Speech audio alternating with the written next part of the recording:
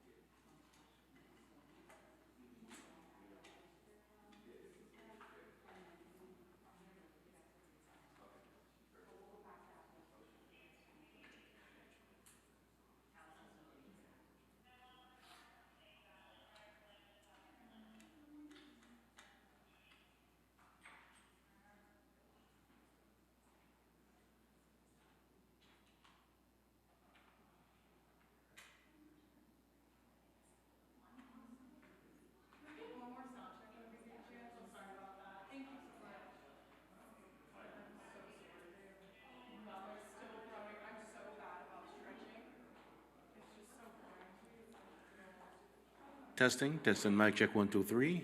You good? No problem.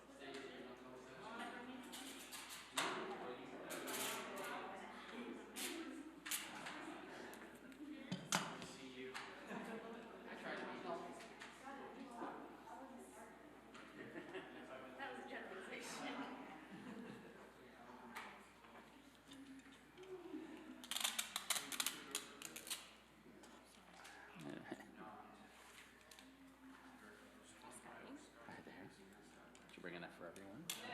I did not. It's almost gone.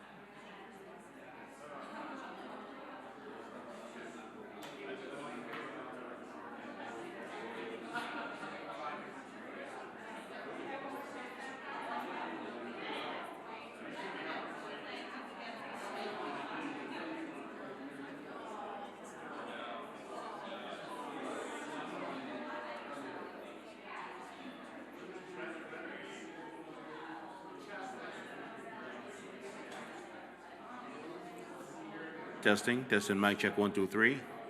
Testing, testing, mic check. Testing, testing, mic check, 1, 2, 3. Give me a thumbs up if you're good. Testing, testing, mic check, 1, 2, 3. Testing, testing, mic check. Testing, testing, mic check, 1, 2, 3. Good? Okay.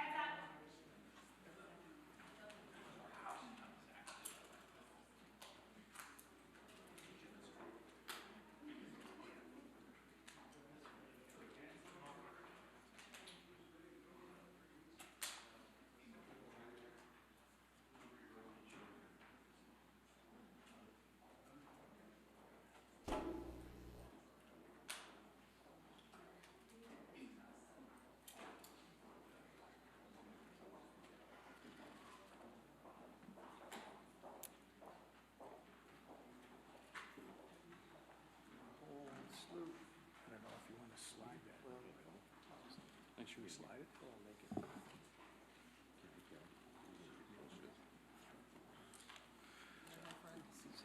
Well, good morning, everyone.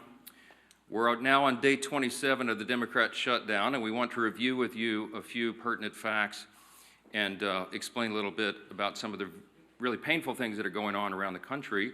We're delighted to be joined by our dear friend, Kelly Loeffler, former U.S. Senator and now the leader of the U.S. Small Business Administration, and she can speak specifically to some of the great hardships that are being felt by the people who provide jobs now around this country. Day 27 means it's almost been a full month since the Democrats shut down the government.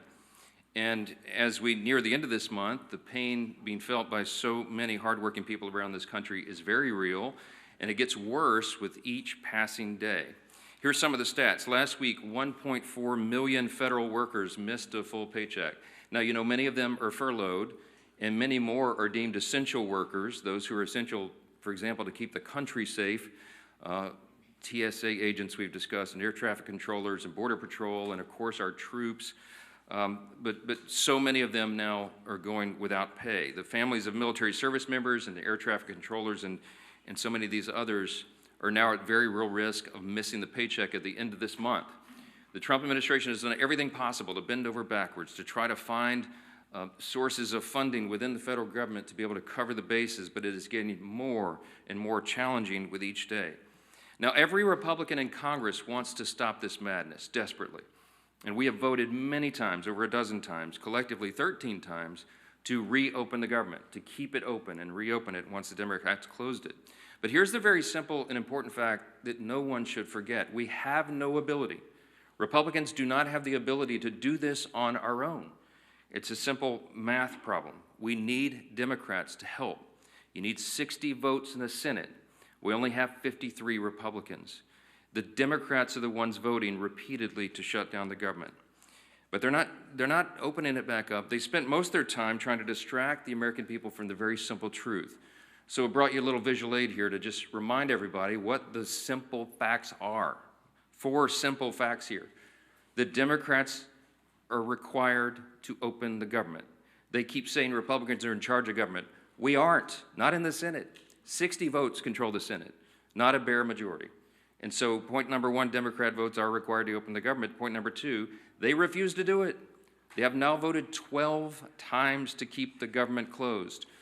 And they'll have another chance today or tomorrow, maybe multiple times this week, and we'll see what they do. Now, the third point is very important because they've been trying to confuse the American people. They've tried to say this is a fight about health care or this or that or any other thing, and it's very simple. They put this on paper. They made this their demand in writing in the record of the Senate, and it has not changed. These are just 4 subpoints there under fact number 3, but there's many more. But among the things they're demanding, this is what the Democrats in the Senate are demanding to reopen the government. They want to give $200 billion in health benefits to illegal aliens and non-citizens, paid for by U.S. taxpayers. That is in their proposal. They want billions in wasteful programs to be returned to foreign countries. See, we stopped these things. They want to turn it all back on. They're demanding that we do all that to get the government open for hardworking Americans again.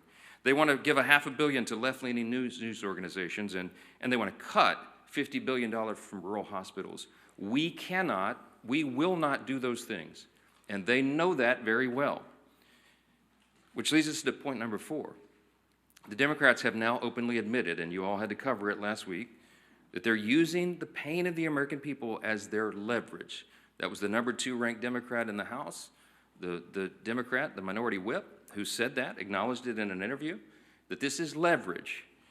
And Chuck Schumer himself boasted that every day of the shutdown gets better for us. That's his now infamous quote that he wishes he had not said out loud. But you know what they're doing and why. Why are they demanding these things? Why is point number 3 so essential to them? Why would they do this? Because it's unprecedented, as we've noticed, and reminded you all, they voted for CRs every time it was possible in their lives, as recently as March of this year. But they're doing it to appease their far-left Marxist base. That's the headline. That's why. That's why we're all in this mess. That's why the American people are suffering pain, because the Democrats are more afraid of the Marxist in their base than they are of hardworking Americans. See, they've made an evaluation that they have to appease the Marxist base. that they're so concerned that they'll lose their jobs if they don't appease the far left in their party. And they sat in a back room and they made the calculation that they would rather shut the government down and impose all this pain on the American people because they believe the Marxists, the far left and the base, are more active than hardworking Americans, people who go vote. And so they made the calculation that it's worth it to them. Every day gets better for us. We'll use the pain as leverage. For what? To prove to the far left base that they won't give in, that they'll fight Trump and fight the Republicans. What are they fighting? It's a clean CR. It's the same level of funding that they have voted for as recently as earlier this year. They are Biden-level policies and spending. This is not some Republican wish list. We don't have any of our priorities in this at all. It's the Democrats' own product. But they have decided to flip the script this time because they were getting too much heat from the far left. The facts are so simple. And I'll give you Exhibit B as to why this is so true. On Friday, there was a little bit of a seismic shift in politics. All of you noticed it over the weekend. We saw our clearest sign yet that this radical insurgent movement in the Democrat Party is succeeding. And they are ending what has always been known as the Democrat Party in America. After a months-long pressure campaign from the far left, House Minority Leader Hakeem Jeffries finally relented. He gave in, and he gave his endorsement to the socialist running to be mayor of New York City. The House Democrats have chosen a side. They were forced to by that far left that they're so terrified of, and they've shown the world what they really believe. There is no longer a place for centrists and moderates in their party. The candidate that they have endorsed, Mamdani, is somebody who we've talked about a lot from this podium. He sympathized with Hamas and openly embraced anti-Semitic language. He has called to, quote, seize the means of production because he is a Marxist. He's called to abolish our borders, to abolish and end immigration enforcement, to defund the police, and to legalize prostitution, among a long list of hits that I could share with you. Zoran Mamdani is expected to take the helm of one of the most important cities in the world and the largest city in America. And he now has the full blessing of the Democrat leader in the House of Representatives. It is shocking. And that leader and all the other Democrats are going to co-own the consequences of what they do to America's largest city. Every reporter in this room should be asking every House Democrat individually whether they too agree with Hakeem's endorsement of the Marxist agenda. It's an extraordinary moment in the history of American politics, as this is not the kind of history that we need to be making. What we're witnessing is truly the end of the Democratic Party as we've known it. And even some Democrats are now saying that out loud. You can see it in their interviews. I watched one last night. All this is directly related to the Democrats' shutdown show. Why? Because just like they decided to save their own skin, that they had to endorse the Marxist Mamdani in an unprecedented move, they have also decided they had to shut down the government in an unprecedented move. No matter the pain it inflicts upon hardworking American people, they were simply more afraid of the Marxists in their party than they are of voters. For the sake of our country, we pray that their calculation is wrong. We believe it is dead wrong. And as much as they try to obscure it, as much as they try to distract you, as much as they try to say that it's about any other issue under the sun, all those issues were always scheduled to be decided. Healthcare, the expiring Obamacare subsidies, the NDAA, the appropriations, all these other things, it was always on the calendar for Republicans and Democrats to hash it out in October, November, and December.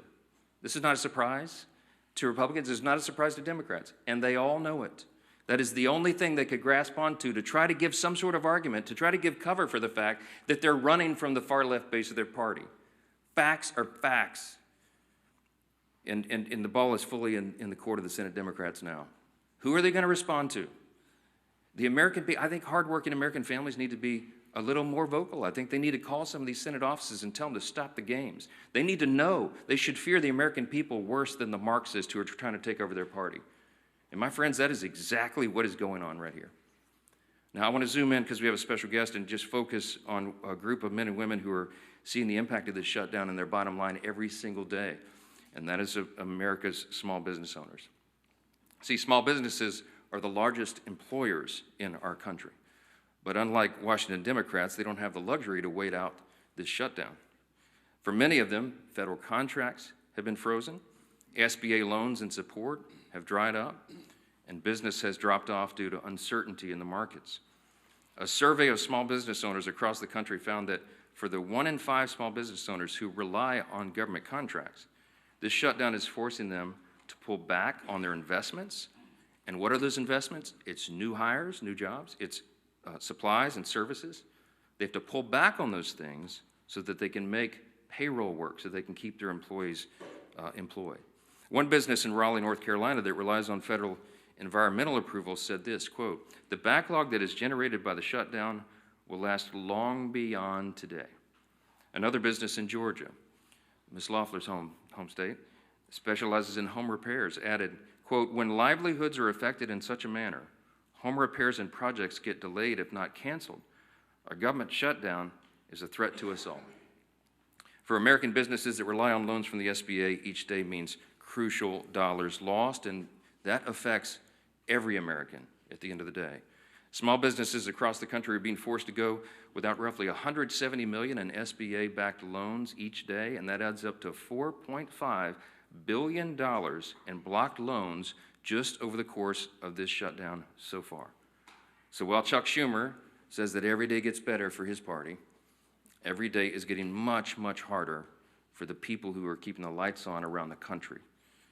To share more about what small businesses are experiencing firsthand, we are really delighted to join and welcoming this morning the administrator of the U.S. Small Business Administration, Kelly Loeffler. Kelly, thanks for being here. Thank you, Speaker. Thank you so much. Good morning. Thanks for being here.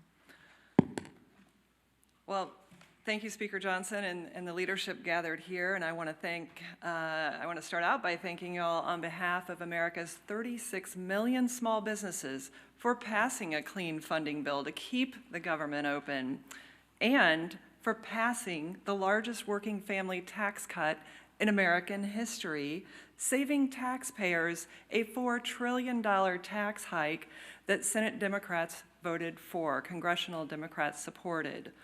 Now, that tax cut is a big reason why we've seen a historic comeback for our nation's economy under the leadership of President Trump and congressional Republicans.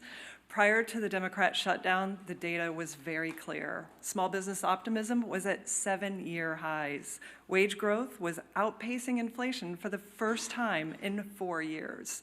GDP growth was 3.8%. Deregulation, energy dominance, and fair trade were finally back. For the first time in years, America's small businesses felt the wind in their sails. They were taking on new capital to hire, expand, and invest. Now, that confidence manifested itself at the SBA through a historic demand for capital exceeding $100 billion for the first time in the agency's 72-year history under President Trump's leadership. That includes $45 billion, a record $45 billion in SBA loans to 85,000 small businesses in fiscal 2025, the most ever approved by this agency, thanks to confidence in the Trump economy. But today, 27 days later, as the Speaker said, Senate Democrats have intentionally put that momentum at risk.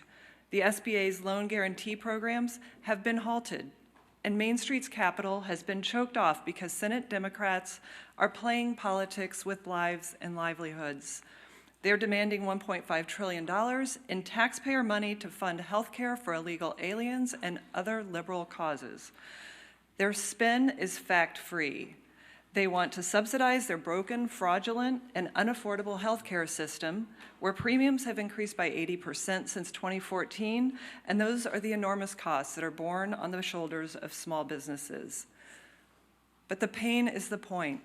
Every single day of this shutdown has stopped 320 local businesses every single day from accessing $170 million in SBA loans for hiring and for expansion.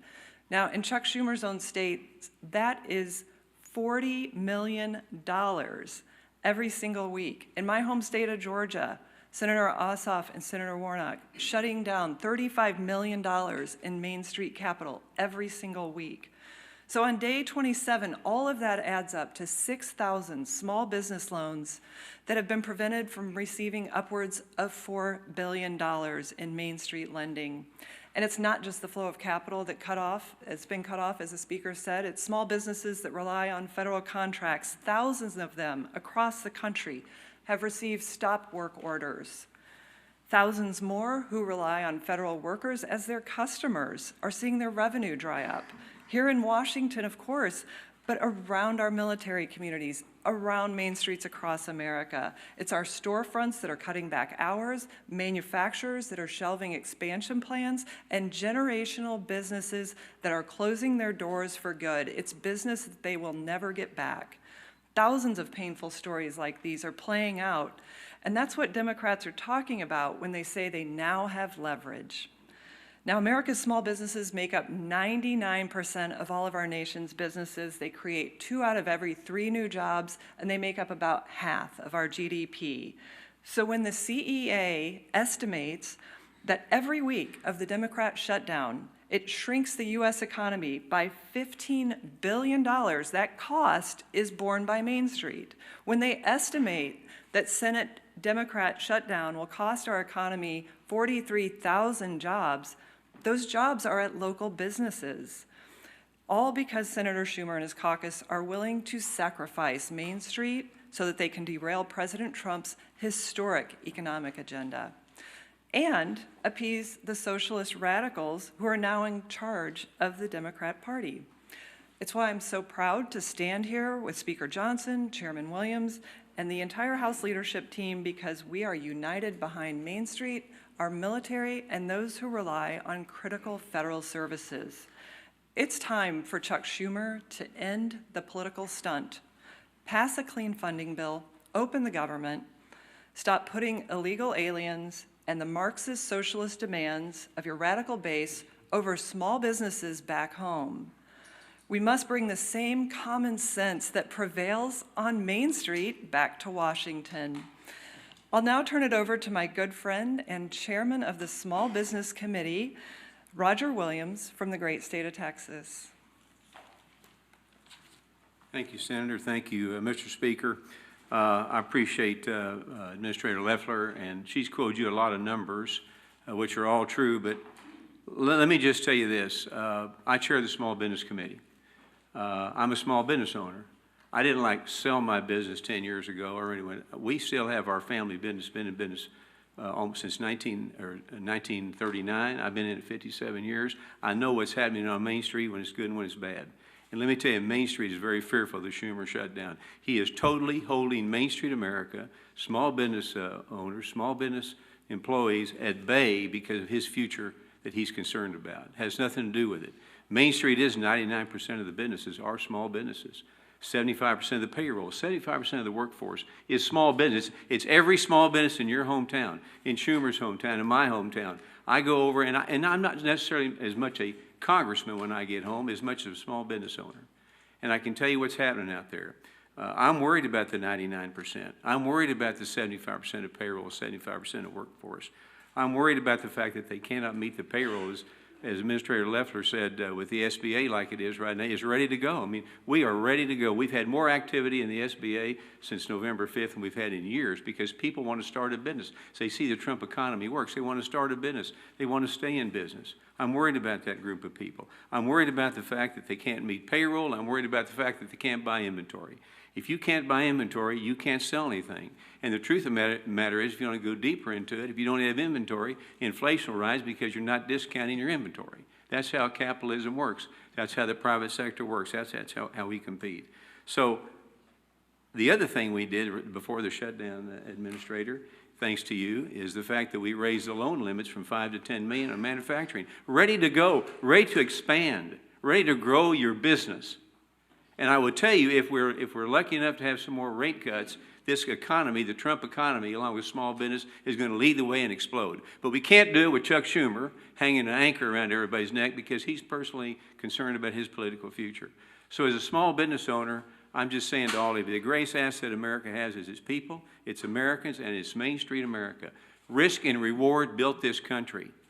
Right now, there's no risk and reward. We're just playing defense. That will not work. This shutdown must end immediately to save small business, to save consumers, to save Main Street America. I'm honored to chair the committee. I'm honored to work with Senator Loeffler. We can get this done. Everybody's ready. It relies on one man, Chuck Schumer. Take a look at the small businesses in your district or in New York, Senator Schumer. Tell them that you don't care about them. Tell them you don't care if they meet their payroll. Tell them you don't care if they hire workers, and see how that goes. America is the greatest country in the world with the greatest workforce in the world. I'm proud to have a small part in supporting them and getting our country back on track. May God bless all of them. May God bless America. Thank you.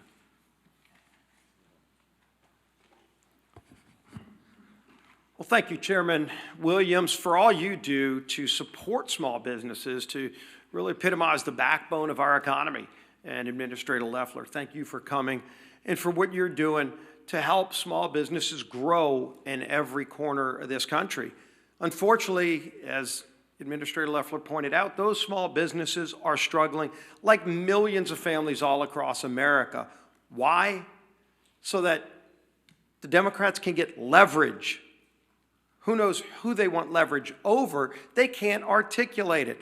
They've laid out $1.5 trillion wish list of crazy items like giving taxpayer-funded health care to illegals. In their bill to give that taxpayer funding to illegals, they actually gut rural health care. Democrats gut $50 billion out of rural health care. They want to talk about health care? They're the ones making it harder. And of course, they don't want anybody to remember facts. Facts like when we moved the working families tax cut through this Congress. Unfortunately, not a single Democrat wanted to support that because it involved preventing a tax increase. The party that's now gone all the way over, full bore into socialism. As the speaker talked about, Hakeem Jeffries is now all in for the socialist agenda of Mondami. He is the head of their party now. When he gets elected mayor of New York, he's given the marching orders to the rest of the Democrats. And they want to raise taxes on everybody. They call you rich. Anybody who works for a living is going to be rich, and they're going to raise your taxes to get government-run grocery stores and the lunacy that comes with that. That's the Democrat agenda.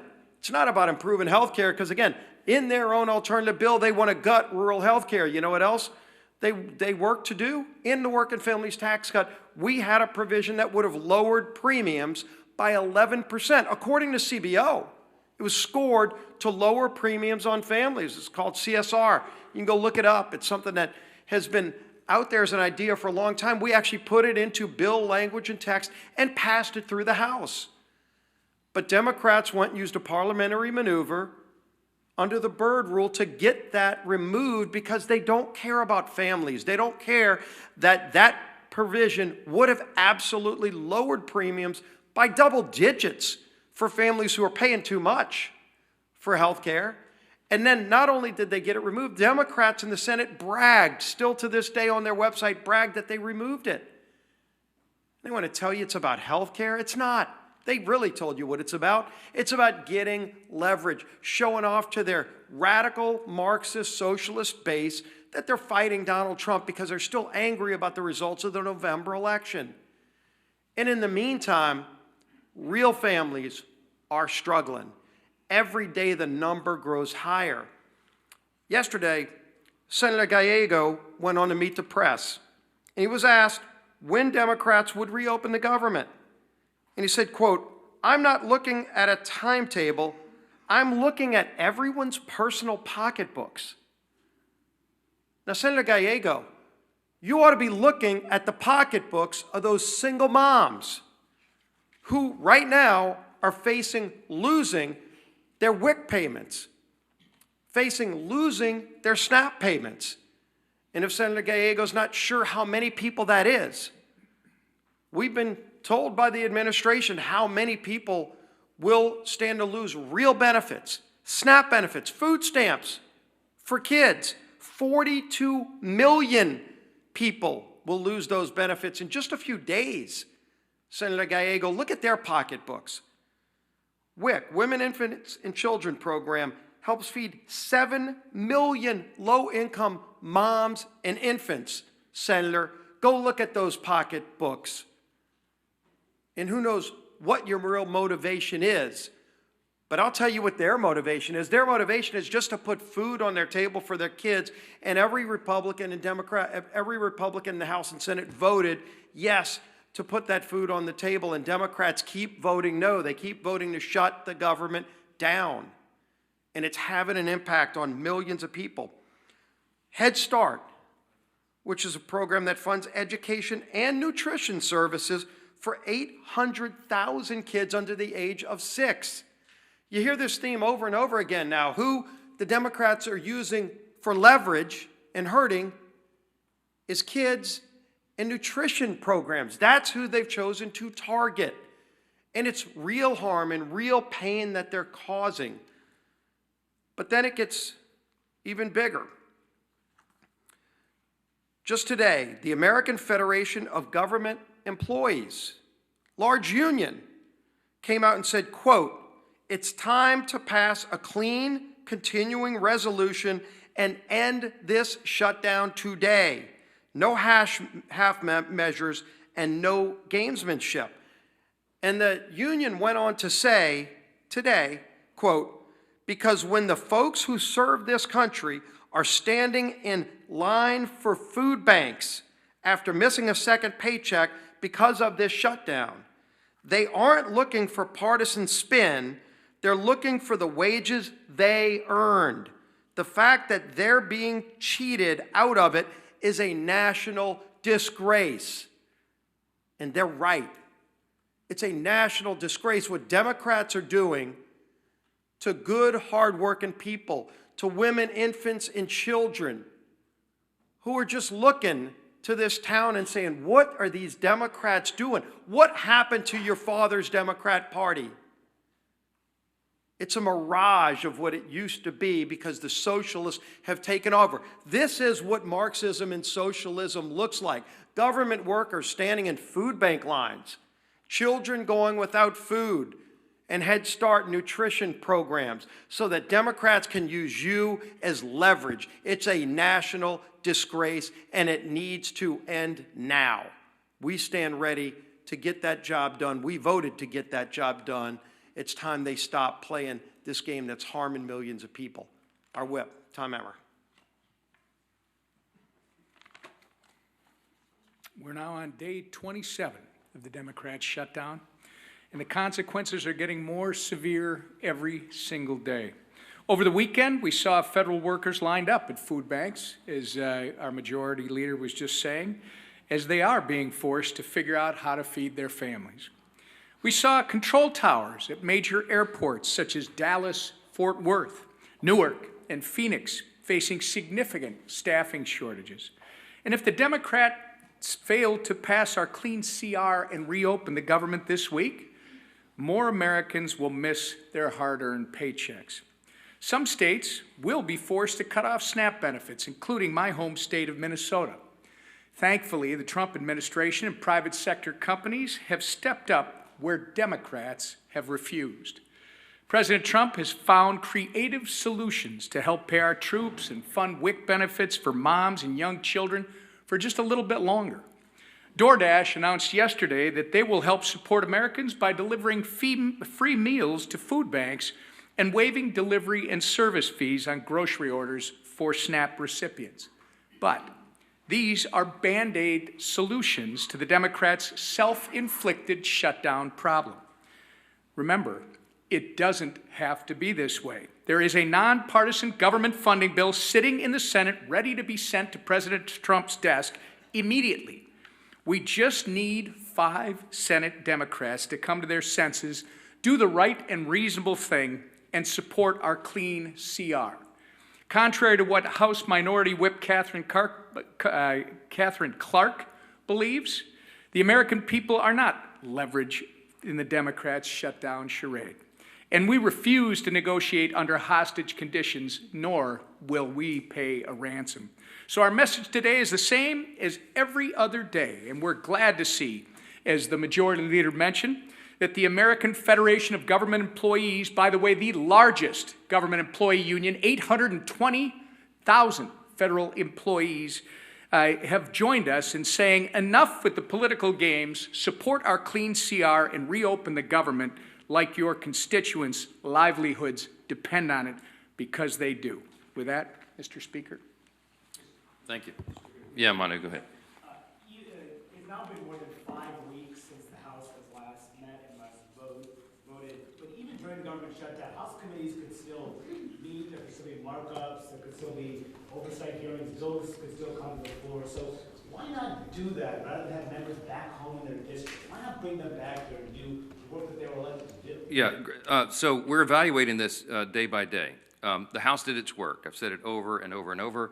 And the most important thing is to get the government open. It's the #1 priority and #1 responsibility of Congress, and the Senate Democrats have chosen not to do it. We think that is paramount and of paramount importance to everything else.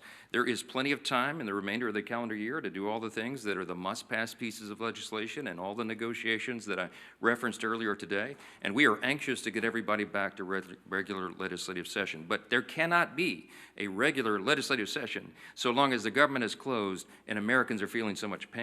We won't do that. Now, in the meantime, Republicans, I don't know what the Democrats are doing other than publicity stunts, but I can tell you the House Republicans are doing some of the most meaningful work of their careers. They are in their districts working around the clock with their constituents, helping them not only to negotiate the crisis that's been created by this Democrat shutdown, but all the other matters that they need to attend to. And I'm hearing from them individually.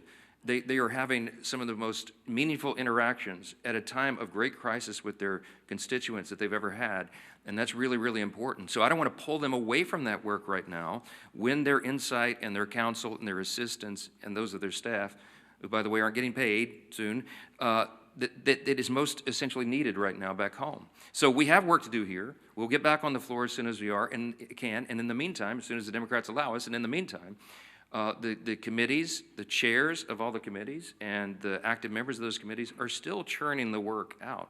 They're not doing a markup right now in a formal meeting, for example, but they are still doing very meaningful work. Oversight, the oversight responsibility of the House continues to work. You might have noticed the Oversight Committee dumped its 3rd batch of files from the Epstein matter just a number of days ago. 43,000 pages of documents are out there, including Epstein's own personal flight logs, his financial ledgers, his daily calendar and diaries. All those things are out now in the public. And so all these essential functions of the House of Representatives continue in earnest.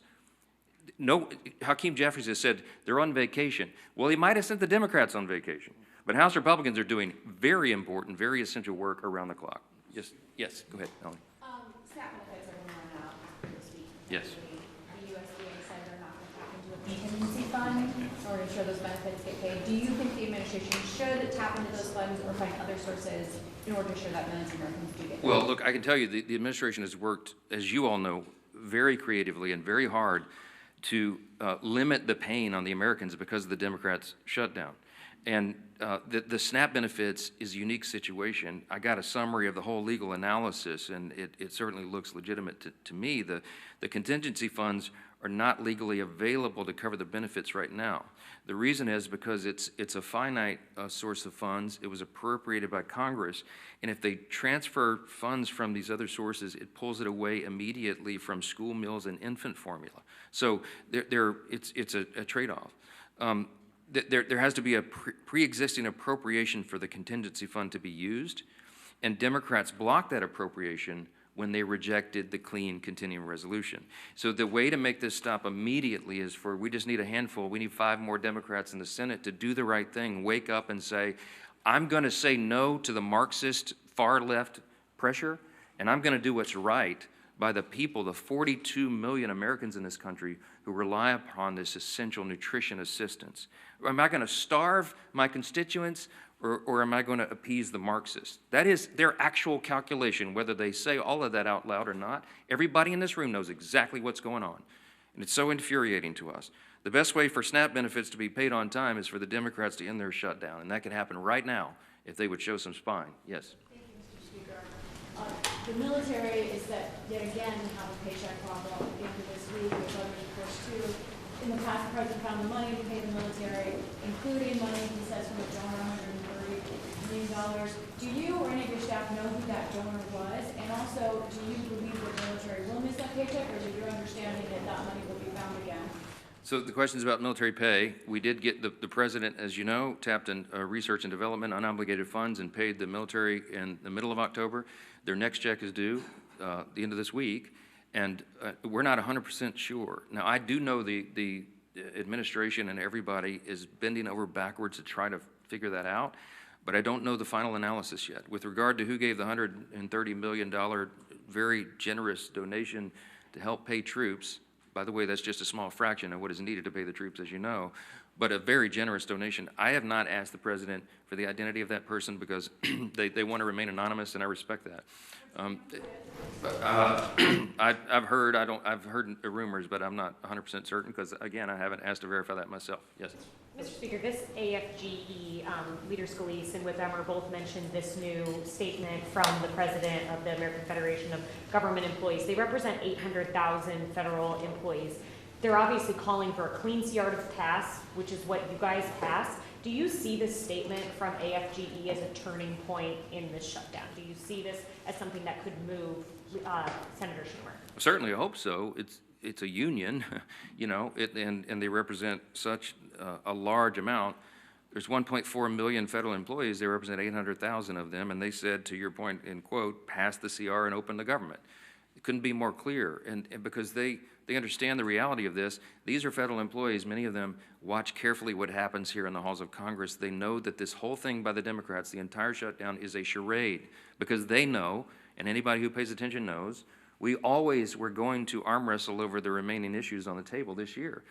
And they're tired of the distraction, and it's hurting their families, and people are suffering real hardships. They really are going to the food pantries out now to feed their families. It's shameful. We're the greatest nation in the history of the world. We've got to be able to operate, and we can't allow a rise of Marxist and far-left activists in one party to shut down the entire operation of the federal government, and that is exactly what they are allowing them to do. The Democrats have got to come to their senses. You can endorse communists all you want, but at least keep the government operating for us. That's our plea. It's pretty simple. Yes, sir. Second round. Is there any work being done on a Republican solution to the health care cliff? I mean, there's been talk in the past about HSAs, about, you know, short-term plans. Any work being done? You said it could be done at the end of the year, but surely there must be some preliminary work. Yeah, I've been carrying this visual aid around waiting for this question for a while, okay? So when I say that the Republicans have been working on a fix for health care, we've been doing this for years, and many of you who've been on this beat for a while know this is two publications. When I was chair of the Republican Study Committee, the largest caucus of Republicans in Congress, we published volumes of ideas on health care. This was our volume 1, a framework for personalized, affordable care. We had an entire body of the smartest minds in Congress, the smartest Republican minds who worked around the clock. The Doctors Caucus, they talked to stakeholders from around the country and in all the areas related to healthcare, and they came up with a formula on how to reduce the cost of healthcare dramatically, how to make Obamacare affordable and workable in some way for the American people, to increase the access to care and the quality of care. And these ideas have been on paper for a long time. There's volumes of this stuff, volumes of it. What we're doing right now, what we have been doing, what we were already doing, because we knew we were coming up to the end of the year, and we know that healthcare is a major burden for the American people. We've been working on it since day one of this Congress. We worked on it in the years prior. And we've already demonstrated, this is not talking points for us. When we say the Republican Party is the only party that has any chance at fixing healthcare for the American people, we've demonstrated it. We put it into the One Big Beautiful Bill, the Working Families Tax Cut. As you know, we strengthened the Medicaid program. We started there because it was the lowest hanging fruit. Why? Because the fraud is so glaring. And we eliminated the fraud. We got ineligible recipients off of Medicaid. We preserved it for the people who rely upon it and need it the most. Young pregnant women, the elderly, disabled, for example. We got able-bodied young men without dependents off the program. And what we did was we strengthened it. Don't take our word for it. The CBO, who normally is not on my team, okay? They're the ones that came out and said, yeah, it's going to save $185 billion. And they got 2.3 million ineligible recipients off of it already. That's an important first start. And so the next thing is to fix all the other components of health care. That's what we have plans to do. That's what we're working on. The expiring Obamacare subsidy at the end of the year is a serious problem Because if you look at it objectively, you know that it is subsidizing bad policy. We're throwing good money at a bad, broken system, and so it needs real reforms. The reason it was never appropriate or never possible to be resolved on a simple CR, stopgap funding measure, is because it's very complicated to fix. But Republicans have a long list of ideas. Leader Scalise has been working with the chairman of our 3 committees of jurisdiction, putting all of that, formulating all that, grabbing the best ideas that we've had for years to put it on paper and make it work. But we know we're going to have to arm wrestle with Democrats over that.